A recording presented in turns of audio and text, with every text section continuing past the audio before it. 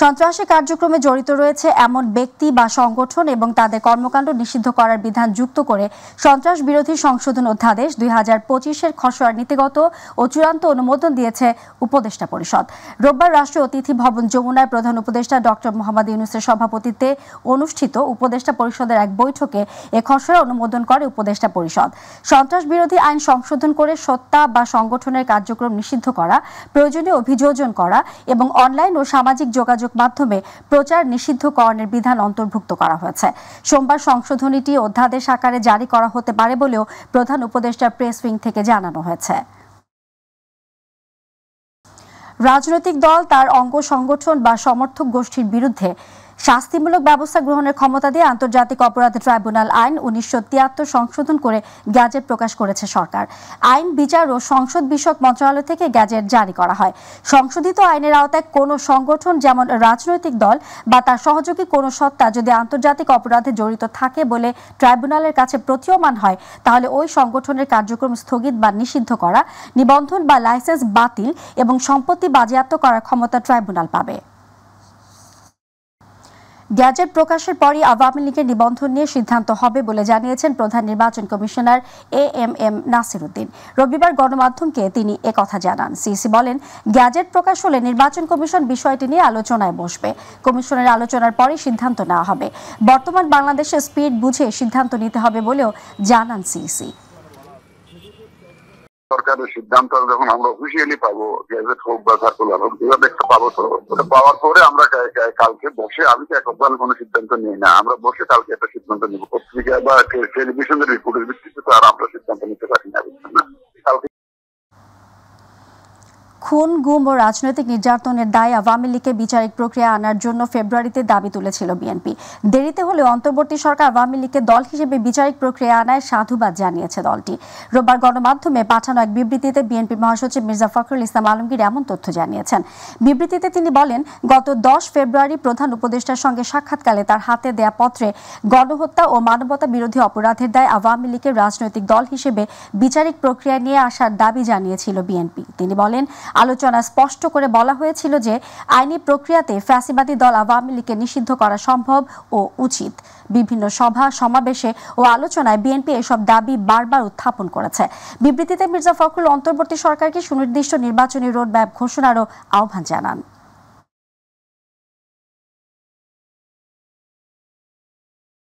গুলোর সঙ্গে আলোচনা করে আওয়ামী লীগের কার্যক্রম নিষিদ্ধ করলে ভালো হতো বলে মন্তব্য করেছেন জামায়াতে ইসলামের আমির ডক্টর শফিকুর রহমান। বিকেলে রাজধানীতে এক আলোচনা সভায় তিনি একথা বলেন। জামায়াত আমির বলেন, সরকারের প্রজ্ঞাপনের জন্য অপেক্ষা করছেন তারা। সেটা দেখার পর জামায়াত এ নিয়ে বিস্তারিত প্রতিক্রিয়া জানাবে বলেও জানান জামায়াতের আমির। ইলিয়াস মাতবরের রিপোর্ট। রাজধানীর সিরিডাপ মিলনায়তনে নগরায়ন ও আঞ্চলিক পরিকল্পনা নিয়ে চতুর্থবারের মতো আন্তর্জাতিক সম্মেলনের আয়োজন করে বাংলাদেশ ইনস্টিটিউট অব প্ল্যানার্স। প্রতিষ্ঠানটির ৫০ বছর পূর্তি উপলক্ষে আয়োজিত এই চতুর্থ সম্মেলনের আলোচনায় অংশ নেন নগর পরিকল্পনাবিদ এবং বিভিন্ন রাজনৈতিক দলের নেতারা। এ সময় পরিকল্পিত বাংলাদেশ, নগর অঞ্চল এবং গ্রামীণ এলাকার উন্নয়ন ও রাজনৈতিক অঙ্গীকার নিয়ে আলোচনা করেন বক্তারা। সেন্ট্রাল প্ল্যানিংটা হয়, তারপরে যে যে স্পেসে যে জায়গায় লোকালি ক্যাম্প অথবা যেটাকে স্পেশাল বলছে ক্যাম্প থাকে, সেই জায়গাটা ফিল আপ করা হয়। জবাবদিহিতার বাইরে বাংলাদেশের কেউ থাকবে না। রাষ্ট্রপতি, প্রধানমন্ত্রী, কোনো এমপিগিরি প্রতি ৩ মাস ৬ মাস পর পর প্রত্যেকের জবাবদিহি করবেন, এরকম একটা ব্যবস্থা চালু করেন, দেখবেন অনেকখানি আমরা কিন্তু সিধা হয়ে যাবো। আলোচনায় অংশ নিয়ে ডাক্তার শফিকুর রহমান বলেন, আগামীতে ক্ষমতায় গেলে এই প্রতিষ্ঠানের কার্যক্রম বাস্তবায়নে সহায়তা করবে তার দল। পরিকল্পনা হবে সাস্টেইনেবল, ভিশনারি, দূরে দেখবে, সমন্বিত হবে, টেকসই হবে, তার নামে না পরিকল্পনা। রাষ্ট্রের এরকম কোনো সেবার জায়গায় আল্লাহ যদি আমাদেরকে যাওয়ার সুযোগ দেন, আমরা ইনশাআল্লাহ আপনাদেরকে সম্মান দিয়ে শুধু অ্যাকোমোডেশন না, আপনাদেরকে ফ্যাসিলিটেট করবো। আওয়ামী লীগের কার্যক্রম নিষিদ্ধ করার সিদ্ধান্তকে স্বাগত জানান জামায়াত আমির। রাজনৈতিক অংশীজন যারা, তাদের সাথে আলোচনা করলে যেহেতু ম্যাটারটা একটা পলিটিক্যাল ম্যাটার, ভালো হতো, এটা আমরাও উপলব্ধি করি। এখন আমরা তো তাদের উপরে চাপাইয়ে দিতে পারি না। এটা তারা ভালো মনে করেছেন যে তাদের উপদেষ্টা পরিষদের বৈঠক করে তারা সেখান থেকে একটা ডিসিশন দিয়েছেন, ভালো হতো, নো ডাউট ভালো হতো অংশীজনের সাথে আলাপ করলে। ইলিয়াস মাতবর, মাই টিভি, ঢাকা। নতুন করে সংবিধান তৈরি না হওয়া পর্যন্ত ৭২-এর সংবিধানে প্রয়োজনীয় সংশোধনী আনার পক্ষে মত দিয়েছেন আইন উপদেষ্টা আসিফ নজরুল। তবে নতুন করে নয়, সংবিধান সংশোধন করার কথা জানান বিএনপির স্থায়ী কমিটির সদস্য সালাউদ্দিন আহমেদ। গণ অভ্যুত্থানের পর যে আকাঙ্ক্ষা তৈরি হয়েছে সে ভিত্তিতে সংস্কার কাজ এগুতে হবে বলে মনে করেন এনসিপির আহ্বায়ক নাহিদ ইসলাম। সকালে নাগরিক কোয়ালিশনের ব্যানারে আয়োজিত সেমিনারে এসব কথা বলেন তারা। আরো জানাচ্ছেন রাকিব হাসান। ডিটেইলসের দিকে এগুলো কিভাবে বাস্তবায়ন। ৫ই আগস্টের পর রাষ্ট্র সংস্কারের আকাঙ্ক্ষা ধারণ করা কিছু সংগঠন ও ব্যক্তিদের নিয়ে যাত্রা শুরু করেছে নাগরিক কোয়ালিশন নামে নতুন একটি প্ল্যাটফর্ম। সকালে রাজধানীর আন্তর্জাতিক মাতৃভাষা ইনস্টিটিউটে আয়োজিত সেমিনারে সংবিধান সংশোধনীর ৭টি প্রস্তাবনা তুলে ধরে সংগঠনটি। বাংলাদেশের সবচেয়ে বিদ্যানভিত্তিক আলোচনায় অংশ নিয়ে নতুন বাংলাদেশ গড়তে নতুন করেই সংবিধান লেখার প্রস্তাব দেন জাতীয় নাগরিক পার্টির আহ্বায়ক নাহিদ ইসলাম। তবে প্রয়োজনীয় সংশোধন করে বর্তমান সংবিধানকেই জনকল্যাণকর করা সম্ভব বলে মনে করেন বিএনপির স্থায়ী কমিটির সদস্য সালাউদ্দিন আহমেদ। এখন রিরাইটিং নয়, নতুন প্রণয়ন নয়, সংবিধান সংশোধনের মাধ্যমে একই কাজটা করা যায়। যদি এটা ন্যাশনাল কনসেনসাস সৃষ্টি হয়, সেটাই তো আপনারা নতুন সংবিধান আনবেন এবং সেই জিনিসটাই তো রিরাইটিং করবেন। সেই একই জিনিসটা সংশোধনের মাধ্যমে আসলে অসুবিধা তো নেই। যে আমরা যে নতুন রাজনৈতিক বন্দোবস্তের কথা বলছি, বাংলাদেশের নাগরিক মর্যাদা, সকল নাগরিকের মর্যাদা এবং সাংস্কৃতিক বহুত্ব, এর ভিত্তিতে আসলে আমাদের সামনের যে বাংলাদেশ, ২৪-এর বাংলাদেশ, সেই বাংলাদেশ আমাদের পুনর্গঠন করা উচিত। আমরা যদি নতুন সংবিধান তৈরি করতে না পারি, তাহলে আসলে এটাকে আর নতুন বাংলাদেশ বলার প্রয়োজন নেই। অনুষ্ঠানে জাতীয় ঐক্যমত কমিশনের ৩ সদস্য জানান, রাজনৈতিক দলগুলো বেশিরভাগ সংস্কারে নীতিগত একমত হলেও তা বাস্তবায়নের প্রক্রিয়া কি হবে সেটা নিয়ে আলোচনা প্রয়োজন। সংবিধানের মধ্যে এমন ব্যবস্থা আছে যেখানে নির্বাহী বিভাগের উপর কোনো রকম জবাবদিহিতার ব্যবস্থা নেই, প্রধানমন্ত্রীর হাতে অসীম ক্ষমতা দেওয়া হয়েছে। সেক্ষেত্রে এটা অনিবার্য ছিল যে একটা ফ্যাসিবাদী শাসন তৈরি হবে। রাজনৈতিক দলের মধ্যেও অনেকের মধ্যে এ ব্যাপারে আগ্রহ আছে এবং অনেকগুলো ক্ষেত্রে ঐক্যমত্য আছে, নীতিগতভাবে ঐক্যমত্য আছে। কিন্তু সমস্যাটা হলো ডেভিল ইন দ্য ডিটেইলস। আপনি এই সংস্থাগুলোকে সংস্কার কার্যক্রমের বাইরে রেখে বাংলাদেশে গণতন্ত্র প্রতিষ্ঠা করবেন, মানুষের অধিকার প্রতিষ্ঠা করবেন, বাকস্বাধীনতা প্রতিষ্ঠা করবেন, সেটি আশা করা খুবই কঠিন। এই কথাটা আমরা কেউ বলি না, আমাদেরকে বলতে হবে। সংবিধানে প্রধানমন্ত্রীর মেয়াদ নির্দিষ্ট করার চেয়ে তার ক্ষমতা কমানোর পরামর্শ দেন আইন উপদেষ্টা আসিফ নজরুল। সবচেয়ে ইম্পর্টেন্ট একটা জিনিস, প্রধানমন্ত্রী ক্ষমতাটা কমায় দেন। প্রধানমন্ত্রী ক্ষমতা, যেমন আমি সবসময় একটা জিনিস বলি, ফান্ডামেন্টাল একটা জিনিস, ভারতে বলে যে রাষ্ট্রপতি ক্যাবিনেটের সিদ্ধান্ত অনুযায়ী, ক্যাবিনেটের পরামর্শ অনুযায়ী সিদ্ধান্ত নেবে, আর আমাদের এখানে রাষ্ট্রপতি প্রধানমন্ত্রী ক্ষমতা অনুযায়ী সিদ্ধান্ত নেবে।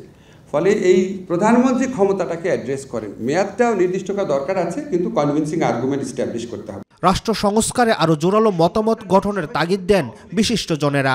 সংবিধান সংস্কার এবং অন্যান্য সংস্কারে আমাদের যত বেশি মনোযোগ দেওয়া প্রয়োজন, তার চেয়ে আমরা যারা এখানে আছি, আমরা মানুষের প্রতিনিধিত্ব করি, জনগণের প্রতিনিধিত্ব করি, রাষ্ট্রের বিভিন্ন জায়গায় যারা প্রতিনিধিত্ব করছেন, তাদের ব্যক্তিগতভাবে আমাদের চিন্তা, দৃষ্টিভঙ্গি, পরিকল্পনার সংস্কারগুলো অত্যন্ত অনিবার্য।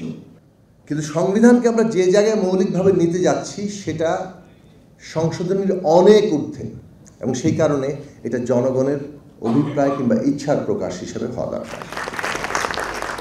রাকিব হাসান, মাইটিভি, ঢাকা। বিদেশ থেকে বিশেষজ্ঞ দল এনে 3 মাসের মধ্যে পুঁজিবাজার সংস্কার কার্যক্রমে প্রয়োজনীয় সংস্কারের উদ্যোগ নেওয়ার নির্দেশ দিয়েছেন প্রধান উপদেষ্টা ডক্টর মোহাম্মদ ইউনূস। যমুনায় প্রধান উপদেষ্টার নেতৃত্বে উচ্চ পর্যায়ের বৈঠক শেষে একথা জানান প্রেস সচিব শফিকুল আলম। তিনি জানান, শেয়ার বাজার যাতে লুটেরাদের আড্ডাখানা না হয় সে বিষয়ে কঠোর নির্দেশনা দিয়েছেন প্রধান উপদেষ্টা। এস.এম. মারিফের রিপোর্ট। আগস্টে অন্তর্বর্তী সরকারের দায়িত্ব নেয়ার পর শেয়ার বাজার নিয়ে প্রথম উচ্চ পর্যায়ের বৈঠক করেন প্রধান উপদেষ্টা ডক্টর মোহাম্মদ ইউনূস।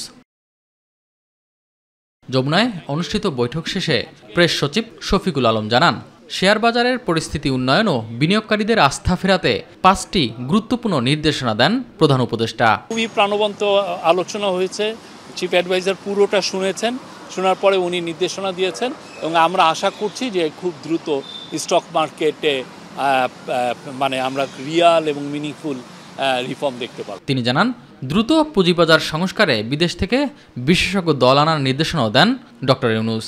স্টক মার্কেটে ভেস্টেড ইন্টারেস্টের লোক অনেক ধরনের ভেস্টেড ইন্টারেস্ট আছে, ফলে দেখা যায় যে আমরা রিফর্ম নিলেও অনেক সময় রিফর্মগুলো ঠিকমতো কাজ করতে চায় না, বা এরা রিফর্মগুলোর বিরুদ্ধে দাঁড়িয়ে যান।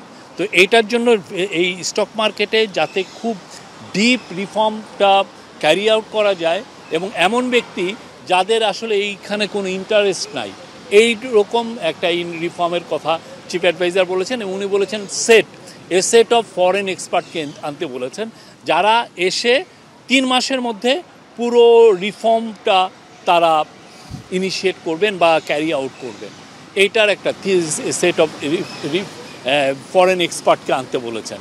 প্রেস সচিব জানান, কোনো একক কোম্পানি কিংবা ব্যক্তি নন, শেয়ার বাজারে সবাই যেন উপকৃত হতে পারেন সেই লক্ষ্যে কাজ করছে অন্তর্বর্তী সরকার। আমাদের স্টক মার্কেটগুলোতে যেটা হয়েছে, এক ধরনের বড় রকমের ডাকাতি হয়েছে চোখের সামনে দিয়ে। হ্যাঁ, এবং এইটা নিয়ে তো সত্যিকার অর্থে অনেকে লেখেনও নাই, অনেক যে জার্নালিস্ট বলেন ওরাও part of the vested interest group হয়ে গিয়েছিলেন। তা আমাদের আজকের মিটিংয়ের মেসেজটা হচ্ছে যে এই পুরো স্টক মার্কেটে খুব দ্রুত মিনিংফুল রিফর্ম করা, যাতে সবাই বেনিফিটেড হন। SM Arif, MyTV, Dhaka. স্বল্পোন্নত দেশ বা এলডিসি থেকে বাংলাদেশের মসৃণ ও সময়োপযোগী উত্তর নিশ্চিত করার জন্য সংশ্লিষ্ট সব সংস্থাকে জরুরি ও সমন্বিত পদক্ষেপ গ্রহণের আহ্বান জানিয়েছেন প্রধান উপদেষ্টা অধ্যাপক ডক্টর মোহাম্মদ ইউনূস। রোববার রাষ্ট্রীয় অতিথি ভবন যমুনায় এলডিসি গ্র্যাজুয়েশন কমিটির সঙ্গে এক উচ্চ পর্যায়ের বৈঠকে তিনি এ মন্তব্য করেন। বৈঠকে উত্তরণের মূল অর্জনগুলোর অগ্রগতি পর্যালোচনা করা হয়। বৈঠকে অর্থ উপদেষ্টা ডক্টর সালেউদ্দিন আহমেদ, প্রধান উপদেষ্টার বিশেষ সহকারী ডক্টর আনিসুজ্জামান চৌধুরী, প্রধান উপদেষ্টার আন্তর্জাতিক বিষয়ক বিশেষ দূত লুৎফে সিদ্দিকী, স্বল্পোন্নত দেশ থেকে উত্তরণ কমিটির সদস্য ও নীতি উপদেষ্টারা উপস্থিত ছিলেন।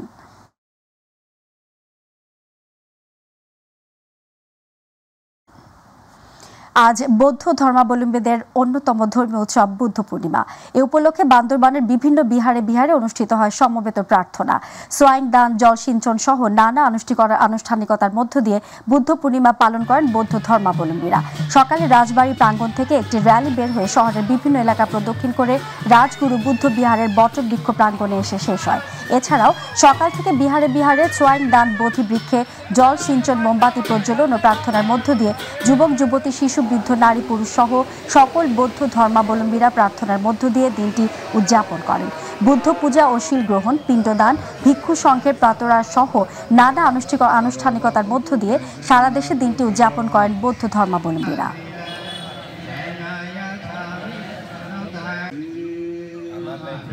সাবেক রাষ্ট্রপতি মোহাম্মদ আব্দুল হামিদ বিমানবন্দর দিয়ে কিভাবে বিদেশ গেলেন এবং এক্ষেত্রে কারো কোনো গাফিলতি রয়েছে কিনা তা তদন্তের জন্য 3 জন উপদেষ্টা সমন্বয়ে উচ্চ পর্যায়ের একটি কমিটি গঠন করেছে সরকার। শিক্ষা উপদেষ্টা অধ্যাপক CR আবরারকে এই কমিটির সভাপতি করা হয়েছে। এছাড়া উপদেষ্টা সৈয়দা রিজওয়ানা হাসান এবং উপদেষ্টা ব্রিগেডিয়ার জেনারেল অবসরপ্রাপ্ত M শাখাওয়াত হোসেনও রয়েছেন কমিটিতে। প্রধান উপদেষ্টা প্রেস উইং থেকে জানানো হয়, আগামী 15 দিনের মধ্যে প্রতিবেদন জমা দেবে কমিটি। কমিটি ইচ্ছা করলে সদস্য যুক্ত করতে পারবে। স্বরাষ্ট্র মন্ত্রণালয়ের জননিরাপত্তা বিভাগ কমিটিকে সার্বিক সহায়তা দেবে।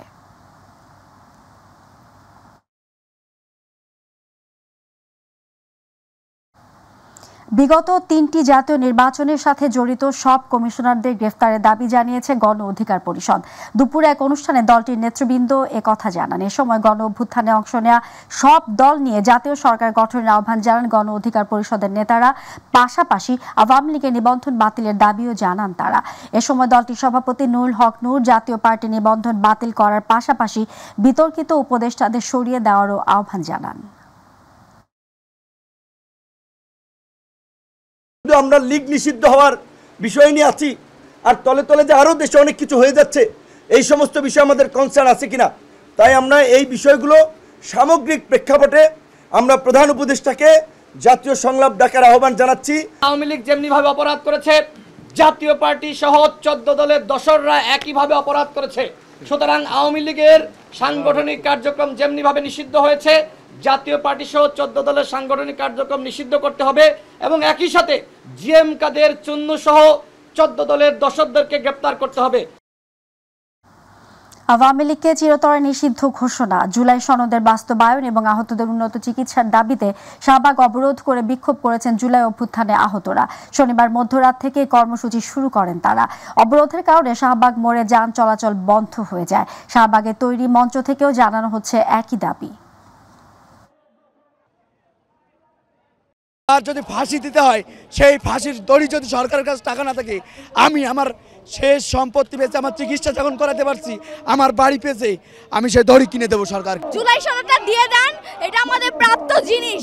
জুলাই সনদ এমনকি আওয়ামী লীগ নিষিদ্ধ 100% করতে হবে। আমাদের 3টা দাবি যদি না মানে আমরা বুক পেতে দিয়ে আমাদের গুলি করে মারে ফেলে। মুন্সিগঞ্জ লঞ্চ ঘাটে যাত্রা বিরতির জন্য থেমে থাকা একটি লঞ্চে 2 তরুণীকে প্রকাশ্যে মারধরের ঘটনায় মামলা দায়ের করা হয়েছে। মুন্সিগঞ্জ সদর থানার ভারপ্রাপ্ত কর্মকর্তা সাইফুল আলম জানান, মুক্তারপুর নৌ পুলিশের উপপরিদর্শক মিলন বাদী হয়ে মুন্সিগঞ্জ সদর থানায় মামলাটি দায়ের করেন। মামলায় মারধরকারী তরুণ নেহাল আহমেদ ওরফে জিহাদের নাম উল্লেখ সহ অজ্ঞাতনামা 20 থেকে 25 জনকে আসামি করা হয়েছে। এতে যৌন নিপীড়ন, বেআইনি জনতাবদ্ধ হয়ে অনধিকার প্রবেশ, মারধর করে ভাঙচুর, ক্ষতি ও হুমকির অভিযোগ আনা হয়েছে। মামলায় নেহাল আহমেদকে গ্রেফতার দেখানো হয়েছে। এর আগে গতকাল শনিবার দুপুরে ঘটনায় পুলিশ নেহালকে গ্রেফতার করে। দর্শকের পর্যায়ে রয়েছে প্রবাস সংবাদ।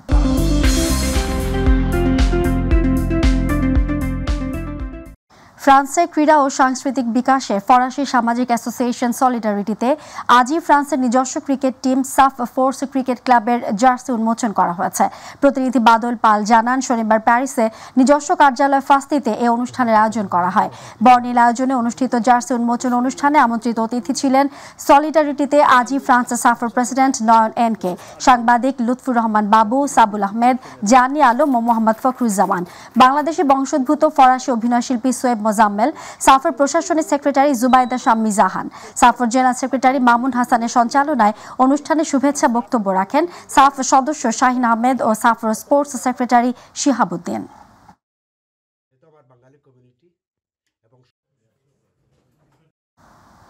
সৌদি আরবের রাজধানী রিয়াদে শাহাদাত হুসাইন সম্পাদিত প্রবাসের গল্প সিরিজ বইয়ের মোড়ক উন্মোচন ও লেখক সম্মাননা 2025 অনুষ্ঠিত হয়েছে। প্রতিনিধি আব্দুল হালিম নিহন জানান, স্থানীয় একটি অডিটোরিয়ামে প্রবাসের গল্প সিরিজ পাঠক ফোরামের সভাপতি মাওলানা উসমান গনি রাসেলের সভাপতিত্বে ও সাধারণ সম্পাদক লোকমান বিন নূর হাশেমের সঞ্চালনায় প্রধান অতিথি ছিলেন প্রবাসের গল্প সিরিজ পাঠক ফোরামের প্রধান উপদেষ্টা আব্দুল্লাহ আল মামুন। বিশেষ অতিথি ছিলেন সৌদি আরব বাংলাদেশ প্রবাসী সাংবাদিক ফোরামের প্রতিষ্ঠাতা ফারুক আহমেদ চান, সংগঠনের ভারপ্রাপ্ত সভাপতি, গণমাধ্যম ব্যক্তিত্ব রোটারিয়ান জাহাঙ্গীর আলম হৃদয়, বিশিষ্ট আলেম মুফতি জহিরুল ইসলাম, নজরুল ইসলাম, আলী নুর ইসলাম রনি উপস্থিত ছিলেন। সৌদি আরবের রিয়াদে আগত বাংলাদেশ জাতীয়তাবাদী দল বিএনপির নাঙ্গলকোট উপজেলার সদস্য সচিব আনোয়ার হোসেন নয়নকে সংবর্ধনা দেওয়া হয়েছে। রিয়াদস্থ নাঙ্গলকোট উপজেলা জাতীয়তাবাদী দল বিএনপির সকল সহযোগী সংগঠনের আয়োজনে তাকে সংবর্ধনা দেওয়া হয়। সৌদি আরব পূর্বাঞ্চল জাতীয়তাবাদী যুবদল বিএনপি সহ সাংগঠনিক সম্পাদক মামুনুর রশিদের পরিচালনায় অনুষ্ঠানে সভাপতিত্ব করেন মকরবপুর ইউনিয়ন বিএনপি সাধারণ সম্পাদক হারুনুর রশিদ। অনুষ্ঠানে বিশেষ অতিথি ছিলেন রাজনীতিক আব্দুল্লাহ আল মামুন। এ সময় বক্তব্য রাখেন নাঙ্গলকোট উপজেলা বিএনপি সাবেক সহসভাপতি শাহ আলম ও আনোয়ার হোসেন, ইউসুফ আলী, শাহ পরান সুমন সহ নেতাকর্মীরা। উপস্থিত নাঙ্গলকোট সৌদি প্রবাসীরা আগত অতিথিকে ফুলের শুভেচ্ছা ও সম্মাননা ক্রেস্ট প্রদান করেন।